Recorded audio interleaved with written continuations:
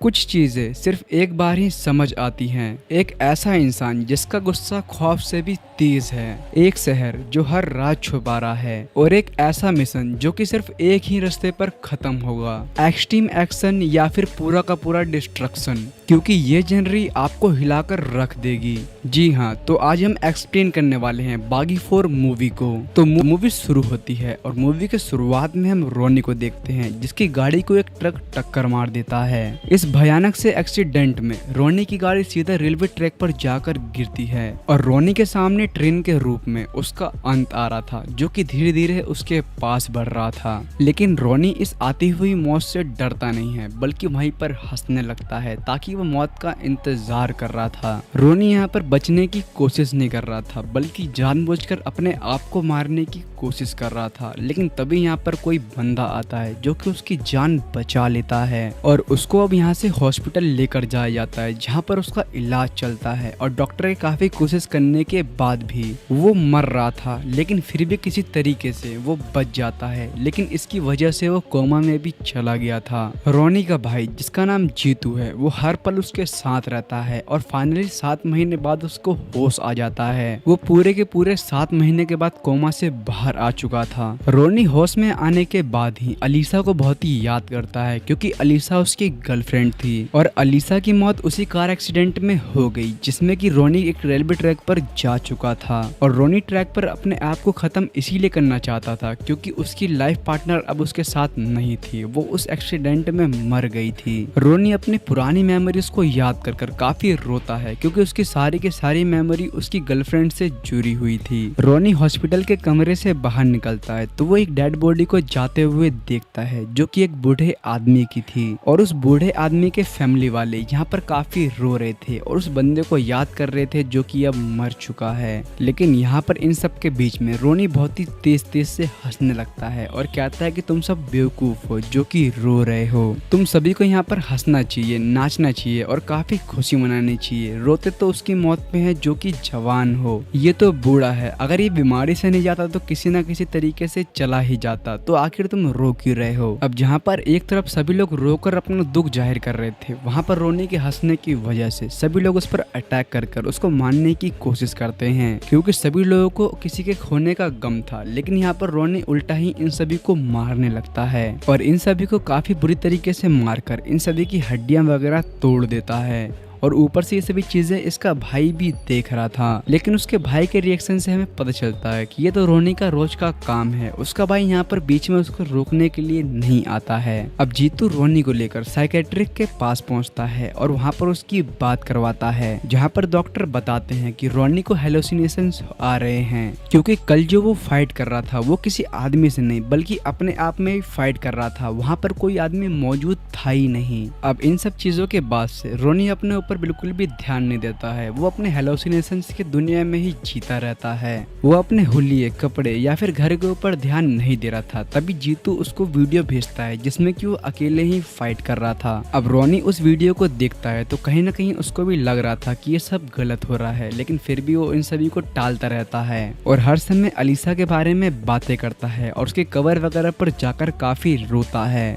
लेकिन अजीब बात यह है कि जिस कवर पे वो रोता है वो अलीसा की है ही नहीं और ना ही अलीसा नाम की कोई लड़की एग्जिस्ट भी करती है। अब रोनी अपने घर पर पहुंचता है तो उसके भाई ने उसके लिए एक लड़की भेजी थी ताकि उसका कुछ गम दूर हो सके। लेकिन रोनी ओलिविया से अपना घर साफ करवाने लगता है जिसके बाद दोनों बैठकर काफी गप्पे मारते हैं। और फिर रोनी अलीसा के साथ जहाँ पर भी घूमा करता था वो उन सभी जगह को ओलिविया को बताता है और वहाँ पर उसको घुमाने के लिए भी लेकर जाता है। अब जहाँ जहाँ पर ओलिविया जा रही थी वहाँ पर वो अलीसा की जगह अपने आप को ही इमेजिन करने लगती है। यानी कि अब ओलिविया धीरे धीरे रोनी से प्यार करने लगी थी। अब यहाँ पर सडनली रोनी को याद आता है कि अलीसा के साथ उसके फोन में कई सारी फोटोज थी और साथ ही उसके घर में कई सारे फोटो फ्रेम के अंदर अलीसा थी। वो अपने घर जाता है और सारे फोटो फ्रेम को ढूंढने लगता है लेकिन वहाँ पर अलीसा नाम की कोई भी लड़की नहीं दिखती है बल्कि उसके जगह उसका भाई था और उसके फोन में कोई भी फोटो वगैरह अलीसा की थी ही नहीं। जिसके बाद वो अपने भाई पर काफी गुस्सा हो जाता है और उसको अपने घर बुलाकर उसके ऊपर पर काफी चिल्लाता है और सामान वगैरह को भी काफी तोड़ता फोड़ता है, जिस पर जीतू उसको काफी समझाता है कि ये सिर्फ तुम्हारा हेलोसिनेशन है, अलीसा नाम की कोई लड़की है ही नहीं। अब इनके घर में इतने ज्यादा चिल्लाने की वजह से इनके पड़ोसी पुलिस को कंप्लेन कर देते हैं और यहाँ पर पुलिस वाले भी आ जाते हैं, जो कि रोनी को पकड़ने की कोशिश करते हैं, लेकिन रोनी उल्टा इन्हीं को मारने लगता है, जिसकी वजह से ये रोनी को अरेस्ट कर पुलिस स्टेशन ले जाते हैं। अब जीतू पुलिस स्टेशन जाता है और वहाँ के एसीपी को सभी चीजें समझाता है कि यहाँ पर रोनी के साथ ये सब चीजें चल रही हैं।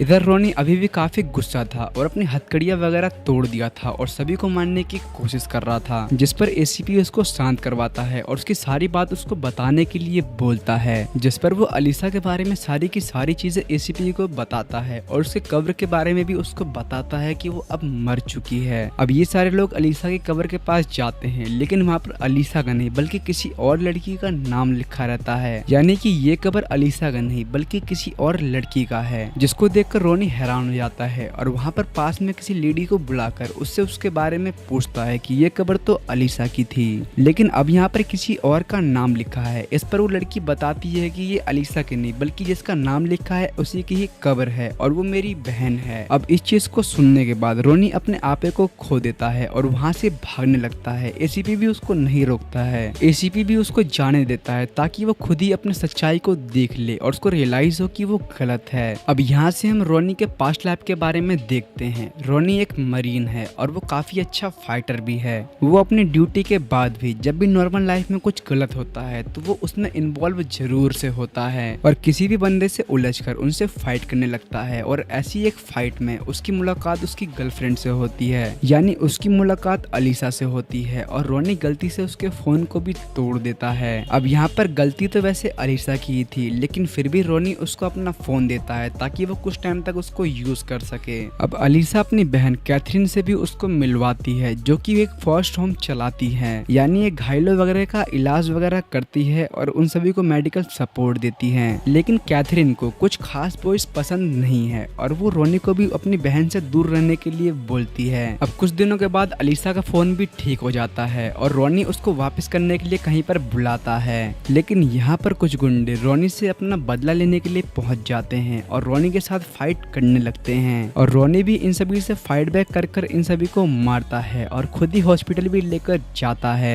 लेकिन उसको हॉस्पिटल के अंदर अलीसा दिखती है। असल में अलीसा एक डॉक्टर है और वो इसी हॉस्पिटल के अंदर काम करती है। अब इसके साथ ही अलीसा की लव स्टोरी चालू हो जाती है और वो अलीसा को कहीं पर बात करने के लिए बुलाता है और यहाँ पर वो अपने दिल की बात उसको कहने ही वाला था, लेकिन तभी वो देखता है कि कहीं पर फायरिंग हो रही है और दो गुट आपस में लड़ रहे हैं। वो जल्दी से वहाँ पर जाता है और इन सभी फायरिंग वगैरह को स्टॉप वगैरह कर इन सभी गुंडों को पकड़ा देता है। अब यहाँ पर अलीसा रोनी को और भी ज्यादा पसंद करने लगती है और ये दोनों काफी करीब आ जाते हैं। इसके बाद यहाँ पर सीन कट होता है और ये स्टोरी आती है प्रेजेंट में, जहाँ पर एसीपी को उसकी सारी की सारी स्टोरी पता थी और जहाँ पर उसका उसके गर्लफ्रेंड के साथ एक्सीडेंट हुआ था वहाँ पर एक टोल था, इसीलिए वो सभी को लेकर उस टोल के पास पहुँचता है और उसकी सीसीटीवी फुटेज वहाँ से निकलवाने लगता है। अब उस फुटेज में सभी लोग देखते हैं तो वहाँ पर रोनी बिल्कुल ही अकेला था, उसकी गाड़ी में कोई भी लड़की थी ही नहीं। तो यहाँ पर इस चीज को देखकर रोनी को काफी गुस्सा आता है। इसके बाद वो जितने भी सबूत देने की कोशिश करता है सारे के सारे सबूत फर्जी हो जाते हैं, यानी कि किसी भी सबूत के अंदर अलीसा का कोई भी नामो निशान था ही नहीं। तभी रोड पर अचानक से उसकी नजर एक औरत पर पड़ती है और ये और कोई नहीं बल्कि कैथरीन थी।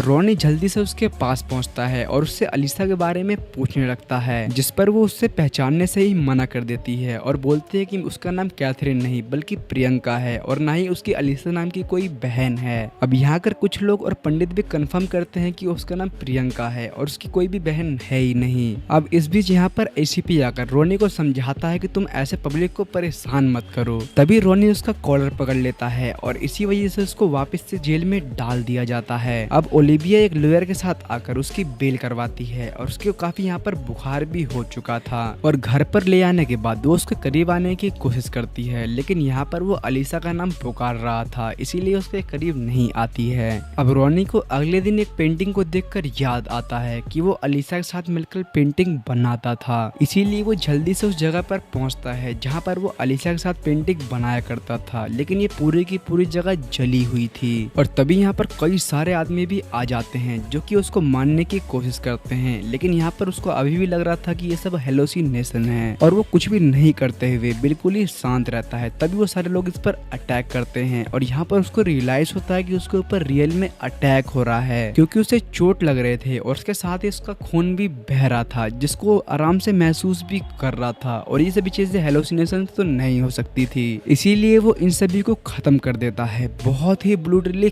खत्म कर देता है। अब इन सभी फाइट के बाद उसको एक जला हुआ पेज मिलता है और उसके अंदर अलीसा के साथ उसकी पेंटिंग बनी हुई थी, जिसको वो कंफर्म करने के लिए उनमें से एक जिंदा आदमी को उठाता है और उसको फोटो दिखाते हुए उसके बारे में पूछता है। अब वो बंदा भी उसको बताता है कि अलीसा असल में है और इसके अंदर अलीसा की ही फोटो लगी हुई है। अब वो यहाँ पर सोच में पड़ जाता है कि आखिर वो कितना पावरफुल बंदा होगा जिसने कि सारे के सारे लोगों को खरीद रखा है और कितने ही पैसे देकर अलीसा के वजूद को भी खत्म करने की कोशिश कर रहा है। इसके साथ ही वो उस फोटो को दिखाने के लिए जीतू के घर पर पहुंचता है, लेकिन यहाँ पर उसके कवर्ड में वो देखता है कि कई सारे पैसे रखे हुए हैं और साथ में कुछ गन्स भी रखी हुई हैं, जिससे कि उसको रियलाइज होता है कि उसका भाई भी इन सभी चीजों में मिला हुआ है। अब वो जीतू को फोन करने का ट्राई करता है, लेकिन जीतू फोन नहीं उठा रहा था और वो उसके बाद मैसेज में जीतू को जान से मारने की धमकी देता है। अब इसके बाद वो जीतू को ढूंढने के लिए वहाँ से निकल जाता है और लकीली जीतू उसको मिल भी जाता है, लेकिन जीतू एक पेड़ के ऊपर फांसी की फॉर्म में लगा हुआ था। जैसे ही वो उसके पास पहुंचता है वैसे कोई बंदे उसको फांसी लगा देते हैं, लेकिन फिर भी वो किसी तरीके से उसको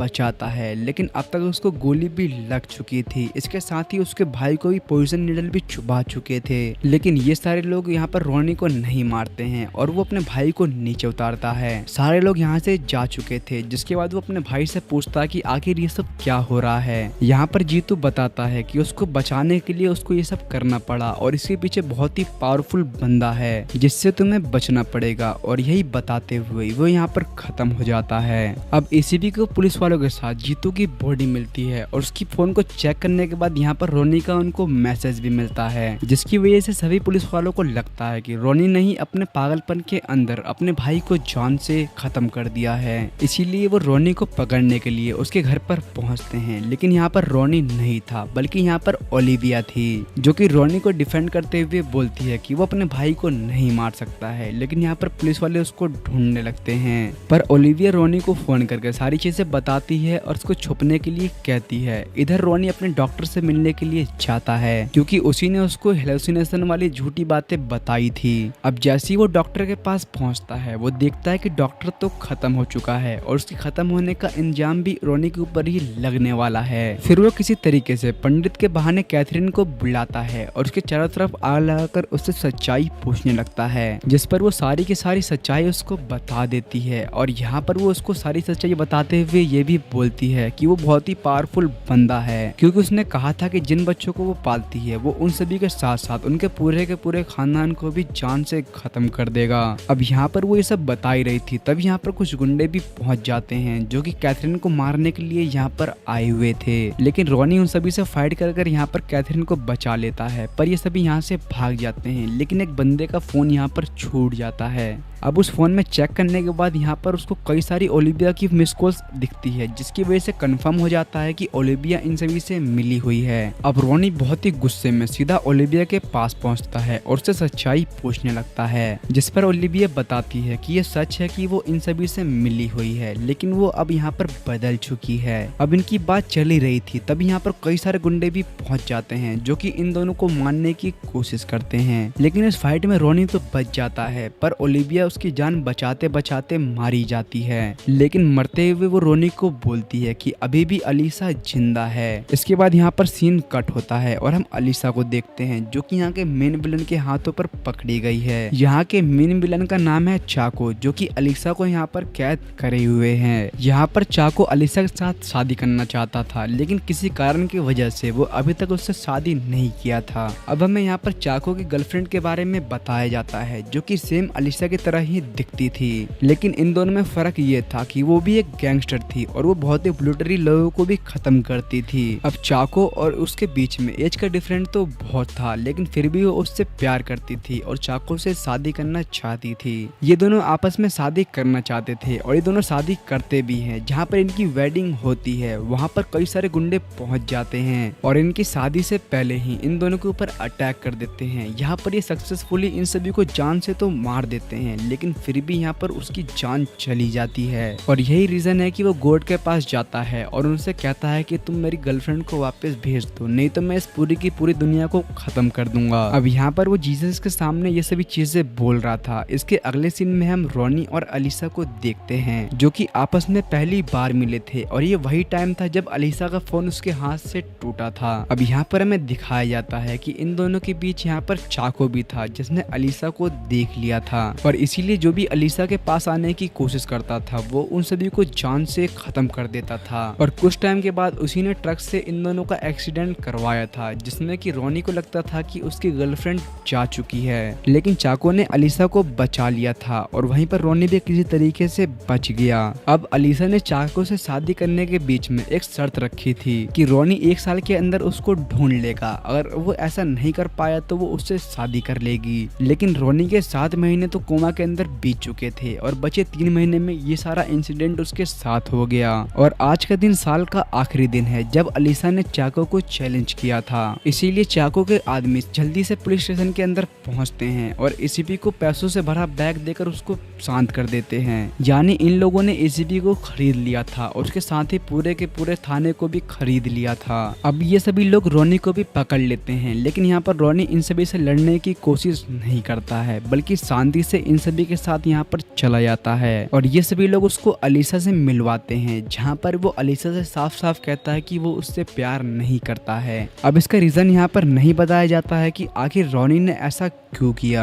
अलीसा को रोनी के साथ ओलिविया की फोटो भी उसको दिखाई जाती है जहाँ पर ये काफी करीब थे। अब अलीसा को इन सभी चीजों से कंफर्म हो चुका था कि रोनी उसको धोखा दे चुका है और वो अब किसी और के साथ है, इसीलिए वो चाको से शादी करने के लिए रेडी हो जाती है। अब इधर हम रोनी को इन सभी गुंडों के बीच में देखते हैं और रोनी ने वहाँ पर ऐसा इसलिए किया था क्योंकि रोनी अगर ऐसा नहीं करता तो ये सभी ओलिविया को जान से मार देते और साथ में ये पहली बार भी उसको देखने नहीं देते। अब रोनी इन सभी गुंडों के बीच में हंसने लगता है और तुरंत ही अपने हथकड़ियां वगैरह को तोड़कर इन सभी को काफी ब्रूटली खत्म कर देता है। ये सारे सीन्स आपने ट्रेलर में देखा होगा, ये सभी बहुत ही ज्यादा ब्रूटल थे। अब यहाँ पर हमें पता चलता है कि एसीपी ने इसको यहाँ पर भेजने से पहले इसके कान में बताया था कि यही आखिरी चांस है जहाँ पर तुम ओलिविया से मिल सकते हो, इसीलिए जैसा कह रहे हैं तुम वैसा ही करना, बाद में मैं पुलिस फोर्स लेकर वहाँ पर पहुँच जाऊंगा। इसका मतलब अभी भी एसीपी बिका नहीं था, वो रोनी के साथ ही था। अब रोनी इसके बाद इन दोनों की वेडिंग में पहुंचता है और उसके सामने कई सारे गुंडे थे